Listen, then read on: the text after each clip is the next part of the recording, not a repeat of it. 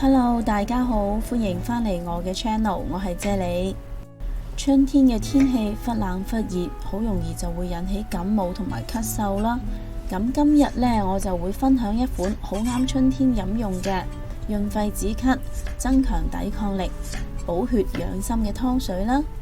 你哋今日好嗎？留言話我知，你哋想睇啫喱煮啲咩餸啊？祝你有開心愉快嘅一日。200個 gram 左右嘅紅蘿蔔切好咗，擺落個湯煲度先。20個 gram 左右嘅北芪啦，佢有補肺益氣、健脾養心嘅功效啦。佢對於肺虛咳嗽同埋氣虛引起嘅感冒啦、精神不振啦、成日都覺得攰啦，呢一啲嘅症狀都有非常之好嘅治療功效噶。40個 gram 左右嘅沙參啦，佢喺中醫角度嚟講呢係入肺同埋胃經嘅，佢對於燥咳、乾咳、痰咳等等嘅各種咳嗽症狀呢都有非常之好嘅治療作用噶。40個 gram 左右嘅玉竹啦，佢含有大量嘅強心苷同埋生物鹼嘅，呢一啲物質呢可以營養心肌，增強心臟肌肉嘅收縮功能啦，對於提升人類嘅心臟功能有非常之大嘅好處噶。清心安神除煩嘅麥冬，我呢度用咗大概20個 gram 左右嘅。40個 gram 左右嘅紅棗，佢有保養血氣，可以令血液中嘅含氧量增加，所以話呢，紅棗佢係廉價嘅補血聖品嚟噶。無花果佢有潤肺止咳、清熱潤腸嘅功效啦，對於帶有氣喘嘅咳嗽、喉嚨腫痛、便秘、痔瘡都有非常之好嘅治療作用嘅。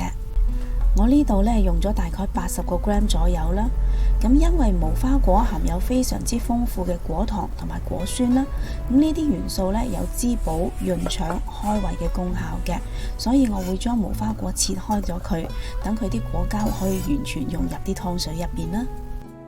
若果你對我嘅食譜有任何疑問嘅話，請你將個問題寫喺下邊評論區嗰度啊，我係非常之咁樂意同大家一齊討論噶。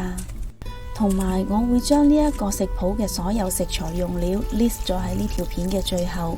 如果各位有興趣煲呢一款湯嘅話，請你將條片睇到最後就可以一目了然噶啦。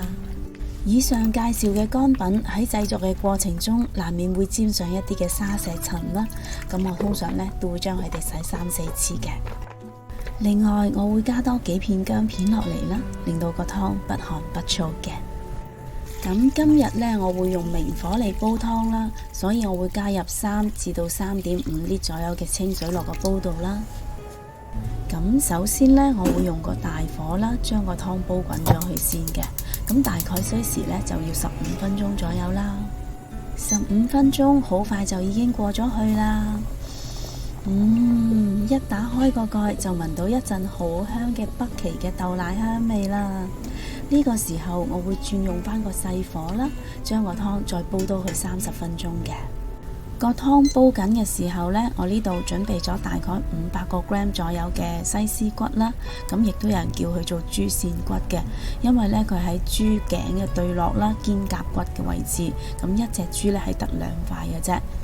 咁豬扇骨煲出嚟嘅湯呢，就會特別鮮甜啦，同埋呢啲豬肉煲完咗之後呢，就非常之腍滑好食嘅。今日煲湯嘅豬骨呢，我就唔飛水噶啦，我會用3湯匙嘅粟粉加50 ml 嘅清水啦，利用粟粉嘅黏性將豬骨上面嘅污糟嘢清洗乾淨佢嘅。跟住我會用清水再將佢清洗3-4次，直至將啲豬骨洗乾淨佢嘅。洗乾淨咗啲豬骨之後呢，我會用廚房紙將豬骨表面嘅水分完全索乾佢啦。跟住我會用1個茶匙嘅鹽啦，1個湯匙嘅油啦，將啲豬骨醃一醃佢啦。咁正常嚟講呢，我會醃佢5個鐘頭或以上嘅。咁因為時間嘅關係啦，我通常會將啲豬骨提前1晚醃好咗佢先嘅。個湯已經煲咗30分鐘啦，好香啊！呢個時候呢，就將醃好咗嘅鹹豬骨擺埋落嚟啲湯度先。啲鹹豬骨呢，喺醃之前已經用粟粉洗乾淨咗，所以呢，直接擺落去煲湯呢，都唔使驚會有浮泡噶啦。keep 住用個細火將個湯再煲多50分鐘啊！50分鐘又已經過咗去啦，哇，好香啊！